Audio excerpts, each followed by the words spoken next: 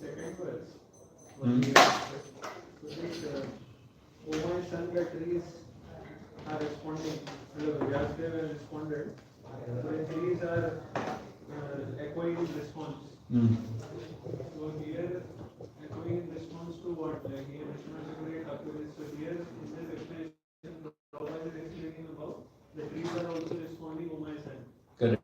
And not this one. What we read in Vishnu Thakur is giving different explanation. No, he's giving both the explanations. So one explanation is the trees themselves are responding because they are also feeling separation. And then he's giving the additional explanation of Shukdev entering the trees and calling out focus. Oh son. Okay, let's go to the third verse. Yasvanubhavamakila shruti saramekam adhyatmadipam atitirshyatam adhuptamondham samsarinam karunaya purana guhyam tam vyasasudum upayami gurum muninam. Let me offer my respectful obeisances unto him Shuka, the spiritual master of all sages, the son of Vyasadeva, who out of his great compassion for those gross materials who struggled to cross over the darkest regions of material existence, spoke this most confidential supplement to the cream of Vedic knowledge after having personally assimilated it by experience. So this verse is also a glorification of Shukadeva Goswami, who Swanubhavam, so Swa Anubhavam, after having personally experienced, assimilated, realized all this knowledge. So what did he assimilate and what did he realize? Akhila Shruti Saram, the cream of all the Vedic literatures. Vishwanath Thakur gives also another meaning for Shruti Saram. He says, Bhagavatam is the essence for those who relish with the ear. Shruti Saram. So Bhagavatam is the essence for those who relish with the ear. That's also another meaning. Or the other meaning is the essence of all the Vedic literatures. So that's what Shukadeva Goswami got from Vyasadeva. He experienced, assimilated, realized, and then he has given it. And this Shruti Saram, this cream of the Vedic literatures, acts like Adhyatma Deepam, a transcendental deepa, a transcendental lamp.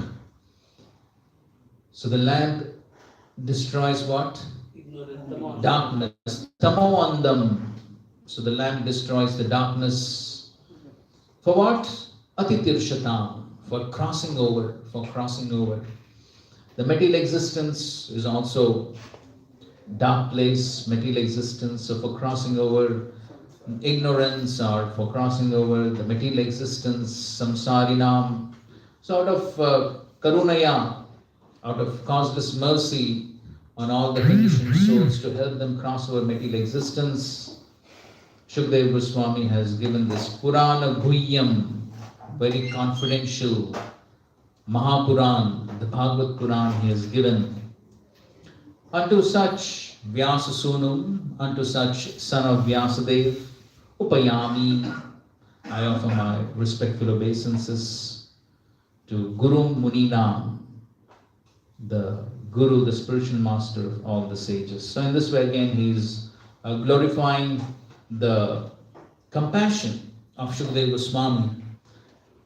Out of compassion, he has given this Srimad Bhagavatam to help people cross over the darkness of material existence.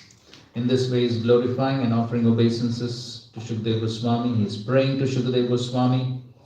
Srila Prabhupada in the purport is talking about the nature of the material world, how the material world is a dark place. In the second paragraph, he says, everyone tries to make a permanent plan for happiness, but everyone is baffled by the laws of material nature. Therefore, the materialistic world is called the darkest region of God's creation. Yet the unhappy materialists can get out of it simply by desiring to get out. Everything is based on desire. So one needs to at least have a desire to get out of this material world. Then one will do something about it. Further down he says, but Srila Vyasadeva, being the incarnation of the Supreme God, could foresee the misuse of the Vedanta Sutra by unscrupulous men, and therefore he personally supplemented the Vedanta Sutra with the Bhagavad Purana. It is clearly said that this Bhagavatam is the original commentary on the Brahma Sutras. Srila Vyasadeva also instructed the Bhagavatam to his own son, Srila Shukadeva Goswami, who was already at the liberated stage of transcendence. Srila Shukadeva realized it personally and then explained it. By the mercy of Srila Shukadeva, the Bhagavad Vedanta Sutra, here very interestingly Prabhupada says the Bhagavad Vedanta Sutra. So it's also the Vedanta Sutra because it is a commentary on the Vedanta Sutra, is available for all those sincere souls who want to get out of material existence. And then he's talking about how Sripad Shankaracharya intentionally did not touch the Srimad Bhagavatam, which is the one unrivaled commentary on the Vedanta Sutra, because he knew that the natural commentary would be difficult for him to surpass. But then he says his followers, they did that. They were more foolish. Okay, so in this way, in these two verses, the second and third verses, he offers his obeisances and prayers to his spiritual Shukadeva Goswami. And in the fourth verse, he is offering his obeisances and prayers to some other respectable personalities. Narayanam namaskritya naram chaiva narottamam devim saraswatim vyasam tato jayam mudire. Before reciting the Srimad Bhagavatam, which is the very means of conquest, one should offer respectful obeisances unto the personality of God in Narayan, unto Narayan Rishi, the supermost human being, unto Mother Saraswati, the goddess of learning, and unto Srila Vyasadeva, the author.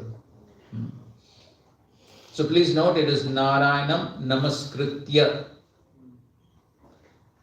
Quite a few times Bhagavatam speakers tend to rhyme it with Narottamam, Namaskrityam, Narottamam. But it is not Namaskrityam, it is Namaskritya. Okay, so he's offering his obeisances to these various respectable personalities. We'll just read this commentary on this verse. Just read.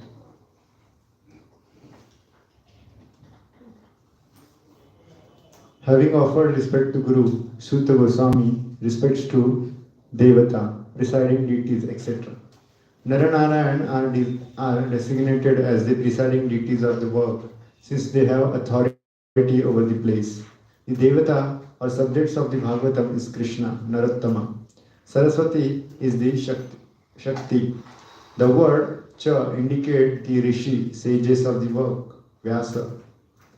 Some editions have the words Vyasam instead of Chaiva. That makes the meaning clear. The Bija is Om and the meter is predominantly Gayatri. Since the first verse of Bhagavatam begins with Om and refer to Gayatri, having offered respect to this person, one should utter Jaya. This is a verb form. Calling out to Krishna with raised hands. Jaya Shri Krishna, victory to Krishna. By using the potential case, Suta teaches other sages of the Puranas to do the same. Jaya also referred to these scriptures because one can conquer samsara by studying it. So the meaning would be one should then speak the Bhagavatam Jayam. Vyasa first wrote the work in Badrikashram, where Naranarayan resides. This is not the material deity. This is referring to Saraswati. In the spiritual world exist counterparts of the Vedantas, of the Devatas of the material world, who assist the Lord in his pastimes there. For instance, Divya Saraswati gives Krishna mantra to Brahma in Brahma Samhita. Before reciting a mantra, or scripture, it is customary to utter the name of the sage who revealed the mantra. In this case, Vyasa. The meter, Gayatri. The form of the Lord who is the subject of the mantra, Krishna. The bija of the work or mantra, Om. The Shakti of the work or mantra, Saraswati. The Adhishtatra Devata, Naranarayan, and the purpose of uttering the mantra. Okay, so he's basically explaining why these various personalities are being worshipped. Because the work is done in Badrikashram, the presiding deities are Narnarayan, so therefore he's offering his respects to Narnarayan, and then he's offering respects to the Divya Saraswati, who is giving this knowledge, and he's also offering his respects to Narayan. So in this way, he's offering his respects to all these personalities, and of course unto Srila Vyasadeva, Vyasam. So these are all these. Before beginning to answer the questions, he's praying and offering respects to all these personalities. Okay. And in the 5th verse, he is glorifying the questions of the sages. So therefore, he says in the 5th verse, Munaya sadhu prishtoham bhavati lokamangalam yat krita krishna samprashno yenatma suprasidati. O sages, I have been justly questioned by you. Your questions are worthy because they relate to Lord Krishna and so are of relevance to the world's welfare. Only questions of this sort are capable of completely satisfying the self. So he is glorifying the questions of the sages because they are Krishna Samprashno, because they are related to Krishna, and because they are related to Krishna, Yenatma Suprasiddhatis. So the subject matter that would be discussed would be satisfying to everyone. Srila Prabhupada in purport describes how the whole world is full of questions and answers. The birds, bees, humans, everyone, right from morning to evening, they're asking various questions in the marketplace and so many places. And then at the end of the 2nd paragraph, Prabhupada says, satisfaction of the soul can only be obtained by questions and answers on the subject of Krishna. And in the next paragraph he says, Krishna is our most intimate master, friend, father or son, and the object of conjugal love. Forgetting Krishna, we have created so many objects of questions and answers, but none of them are able to give us complete satisfaction. All things but Krishna, all things but Krishna give temporary satisfaction only. And so, if we are to have complete satisfaction, we must take to the questions and answers about Krishna. Okay, so the more we discuss Krishna, the more we are Krishna conscious, the more we will feel satisfaction. And the more we are away from Krishna, the more we will feel ahaituki apratirata, without material motives and without interruption. So Srila Prabhupada is speaking about the Pravritti Marg and the Nivritti Marg. So in the material world, most people adopt the Pravritti Marg, the path of sense enjoyments. But Srila Prabhupada is saying, though everyone is looking for material happiness in this world, actually there is no happiness at all. Prabhupada is writing there. There is no happiness at all. How many of us are convinced of this? In material life, no happiness at all. What is the so-called happiness of this world? Yes. It's only absence of misery. What is the famous example? Yes, the king punishing the criminal, dunking under water, and then for a few seconds he's brought out. He thinks, oh, now this is happiness. But then after a few seconds back. So the absence of misery is perceived as happiness. There is just a futile attempt to get rid of miseries, and temporary cessation of misery is falsely called happiness. Temporary cessation of misery is falsely called happiness.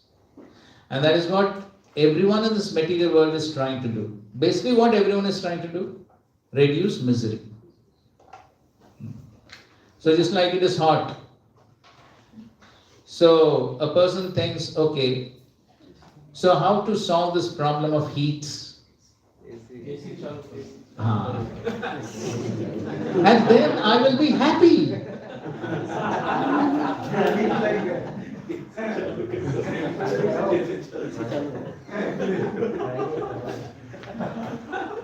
But is that happiness?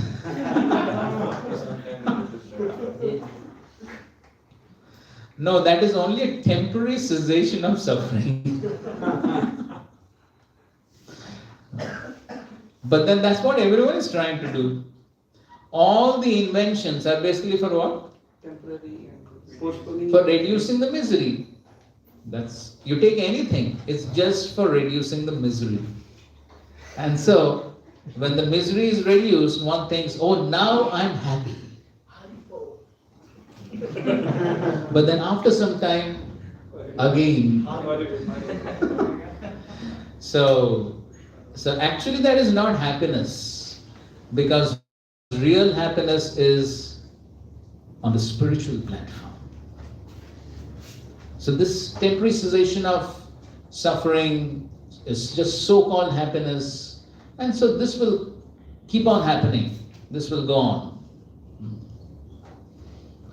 Summer and winter seasons, one simply has to tolerate.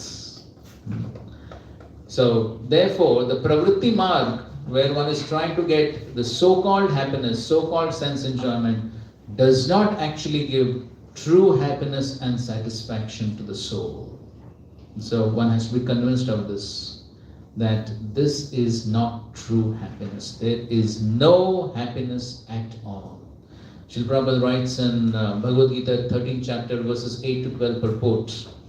Srila Prabhupada writes when he is describing Janma Mrityu Jara Vyadi Dukkha Dosha Anudarshanam. So in that context, Srila Prabhupada writes, to the degree one has a pessimistic view of material life, to that degree one can become serious in Krishna consciousness. So one should have a pessimistic view about material life. So is it good to be pessimistic? The materialist may say, oh, you're pessimistic. Be optimistic. Positive thoughts.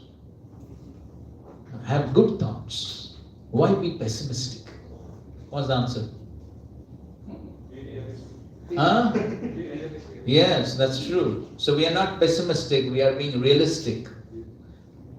We face the reality, we don't hide away from the reality. Example? Who hides away from the reality? Yes, the ostrich, rabbits. So they hide away from the reality when the danger comes. But does the danger go away simply by hiding? By escaping from? No. One has to face the reality. So therefore, then when one faces the reality, one understands that yes, the material life is a life of misery. And to the degree one is convinced of it, then to that degree one will take devotional life seriously. Otherwise one will think, okay, let me try and make this material world a nice place. It's never going to happen. So then when one is convinced of this, then one will take the pravritti marg seriously. Then one will actually take to the path of renunciation, to the nivritti marg. Yes. So, as far as material enjoyment is concerned, it's temporary, miserable, illusory. But then Prabhupada goes on to say that but devotional service to the Supreme Lord, which leads one to eternal, blissful and all-cognizant life, is called the superior quality of occupation. This is sometimes polluted when mixed with the inferior quality. What is the inferior quality? Yes, the desire for sense gratification. For example, adoption of devotional service for material gain is certainly an obstruction to the progressive path of renunciation. So therefore, the devotional service has to be pure, as Srila Rupa Goswami has given us the definition of pure devotional service. Anyavilashita shunyam jnana karmadhyanavritam anukulyena krishnanu bhakti ruttama. So, Anya abhilashita shunyam, zero. All other desires. Which other desires? Material desires. All other material desires have to make zero. One cannot become desireless. Desires have to be there, but only spiritual desires to please Guru and Krishna. All other desires, zero. So Srila Prabhupada actually in the Nectar of Devotion gives a very precise definition of a material desire. Anybody remembers? Definition of a material desire? Any guesses? Yes, Purushottam? Desire other than to please Krishna. Good. You remember nicely. Yes, that's the definition Prabhupada gives. Any desire other than the desire to please Krishna is a material desire. That's the definition of a material desire. Any desire other than the desire to please Krishna is a material desire. So if we have any desire to please oneself, it is a material desire. And pure devotional service means all such desires have to be made zero, shunyam. Only desire to please Krishna. Otherwise, if there's any other desire, then it is an obstruction to progressive renunciation. It is an obstruction to pure devotional service. So therefore, ahaituki means no other material desires. And apratihata, no interruption. So devotional service means no breaks, no holidays. Because devotional service is supposed to be natural. It's natural. So it's part of life. So as we were reading the glorification of Bhagavatam, what does Sanatana Goswami say about the Bhagavatam? What is it for the Vaishnavas? Vaishnava Priyam, that's correct. Huh? Somebody said it, what? Prana, yes, he says it is prana. Like prana, the Bhagavatam is like prana, the life air. Can one live without life air? No. So that's Krishna consciousness, that's devotional service. So devotional service is prana for the devotees. So one can't live without it. So where is the question of break? Does one has a break from the prana? Break from prana means finished. Death. So there cannot be a break. So similarly, devotional service means no break. It's continuous. So just like Lord Kapila in his Kapila Shiksha in the 3rd canto, he says that this devotional service is avyabahita, no interruption. There he gives the example of the Ganges, which flows from the mountains to the ocean. Even though there may be many obstacles, but still the Ganges continues to flow. It's not that there are no obstacles. Obstacles may be there, but still the flow does not stop. That was also the prayer of Kunti Mara. And in the Chatushloki Bhagavatam, 2nd canto, 9th chapter, verse number 36, there Lord himself is speaking to Brahma, Chatushloki. So there he says that devotional service is sarvatra sarvada. Sarvatra means everywhere, sarvada means at all times. Devotional service is performed everywhere and at all times. It can be performed right in the womb of the mother, like Prahlad, and it can be performed even when one is about to die, like, of course he was already a devotee, but somebody who began devotional service when he was almost about to die, Ajamil, okay, and then so many others in between. But devotional service can be performed at any time, And so that's the nature of devotional service. Everywhere, at all times, does not matter which country, which caste, no considerations, no considerations. Everyone can perform at all times, at all places. So no one can say, because of such and such reason, I cannot perform devotional service. No. Maybe the nature of service could change. Maybe the quantity of service could change. But no one can say, I can't do any service. No. The Shastra says, no, that's not possible. Devotional service can be performed at all times, at all places, at all times, at everywhere, by everyone. We have the famous example of the devotees of Russia.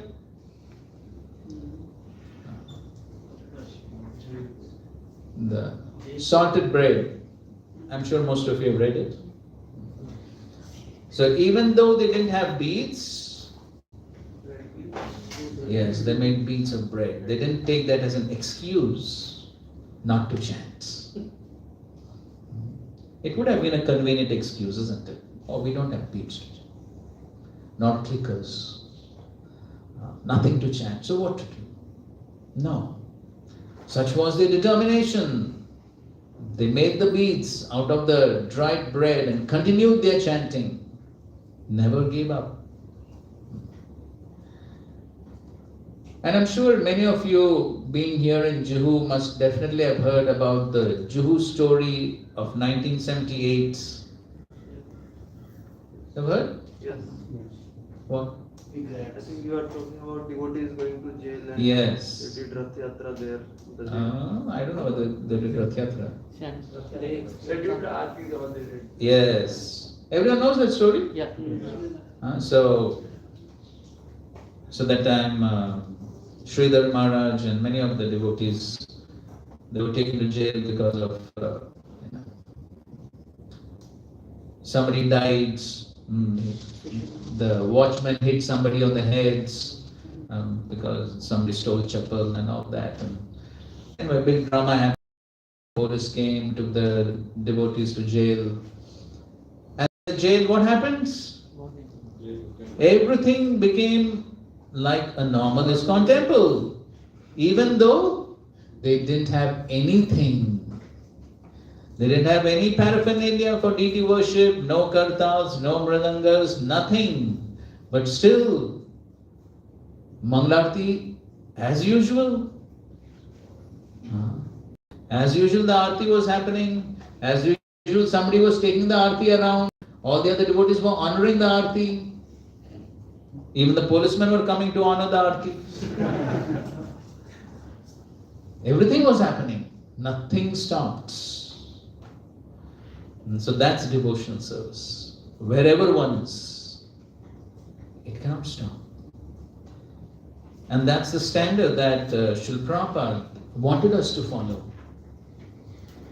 And again, I'm sure many of you may have read in His Holiness Giriraj Maharaj's book, The Juhu Story, how here when the Giriraj Maharaj and Tamal Krishna Maharaj, Shamsundar Dhruv, because at that time Juhu was very far away from the city, they were staying in some other apartment. No, not Aga. This was some other place where they were staying to do their work with the office and all that. So they were very busy from morning to night. And so they actually were very tired, didn't have much time to do their morning program and Bhagavatam class and all that. And then after some days, Srila Prabhupada comes there. And Srila Prabhupada also was staying in that same apartment. And Srila Prabhupada saw that no morning program, nothing. So Srila Prabhupada asked Tamal Krishna Maharaj, why there's no morning program? So Tamal Krishna Maharaj says, so we're very busy with all this work here. And moreover, there are no guests coming, so Prabhupada said, okay, there are no guests coming, but what about you? What about you? So Srila Prabhupada says the materialists, they're doing the same thing. They are going to, they get up in the morning, they go to the office, and they work whole day. They come back from the office, they eat, and they sleep. So what is the difference between you and the materialists? So Srila Prabhupada says, this has become a hostel mess. Everyone knows a hostel mess? Yeah. Everyone has experience for hostel mess. It's a real mess. So these are the words Prabhupada uses. Correct? You read that? He says this is a hostel mess. This pastime we had in Bhujan Prabhu lives. Now that is his pastime. That's a different pastime. That's with Bhujan Prabhu and his morning program in Hong Kong. Yeah, Hawaii. I know it's a very similar pastime, but this is here, Juhu. Giraj Maharaj, he writes. So, but here Prabhupada, there he doesn't use these words. Here he uses these words. It's a hostel mess. And so then Srila Prabhupada himself started the morning program, himself gave morning class, evening class, and then obviously all the devotees came, then guests started coming. Everything happened. But that's the point. The point is that, and in fact there are instances where Srila Prabhupada has written that wherever one is, one should perform these activities. So even if one is traveling, the activity should go on. The Mangalarti should go on. The class should go on. Wherever one is. This is devotional service. Cannot stop. And yes, we have seen devotees, even in trains they perform Mangalarti and all that, wherever, when they're traveling, yes. So nothing should be taken as an excuse not to perform these activities. No. Especially the morning program, Srila Prabhupada has given great emphasis, and as Vishnu Tattva Prabhu says, yes, Bhujan Prabhu's pastime. There, Srila Prabhupada is very heavy. There he asks Bhujan Prabhu, whose disciple are you? Are you in ISKCON? Very heavy. Bhujan Prabhu was shattered. He held that. So that's the importance Srila Prabhupada gave to this routine program, as Srila Prabhupada said. There's one letter. You can look it up in the Vedaves, but it's a very beautiful letter. Srila Prabhupada has written to Sudama, and forgetting the year, but you see letters to Sudama. You will find this letter by Srila Prabhupada. So at that time, most probably it appears from the letter, Sudama Prabhu was GBC, and so he's writing that it is your duty to travel to all the centers and see everywhere that this routine program of rising early in the morning, attending Mangalarti, chanting 16 rounds, attending Bhagavatam class, this routine program is going on. And then Prabhupada writes a very important statement in that letter. He writes, the spiritual potency of this movement lies in these simple instructions. What? The spiritual potency of the movement lies in these simple instructions. So individually and collectively, if we want that spiritual potency, then we need to follow these apparently simple instructions that Srila Prabhupada has given us. And Srila Prabhupada himself is saying, the Acharya has empowered these instructions with spiritual potency. That means somebody who follows those instructions will get what? Spiritual potency. So that is how Krishna, he actually empowers the Acharya's instructions with his own potency. So that's how devotional service should be uninterrupted wherever one is. The program has to go on. That's the meaning of pure devotional service. Ahaituki apratihatama. And the result of the performance of such devotional service is yayatma suprasidati. And Srila Prabhupada explains in lectures on this verse, the word atma refers to body, mind, soul. At all levels one can experience satisfaction when one performs this type of devotional service without any contamination. No contamination of karma, jnana, yoga, nothing. Pure, unalloyed devotional service. When one performs this type of devotional service, then one can be satisfied. Okay, we'll continue our discussions on this verse in our next class. Thank you all very much. Srila Prabhupada ki jai, Granthra Srimad Bhagavatam ki jai, Samved Gaur Bhakta Vrinda ki jai. Hare Krishna, Krishna Krishna, Hare Hare, Hare Ram.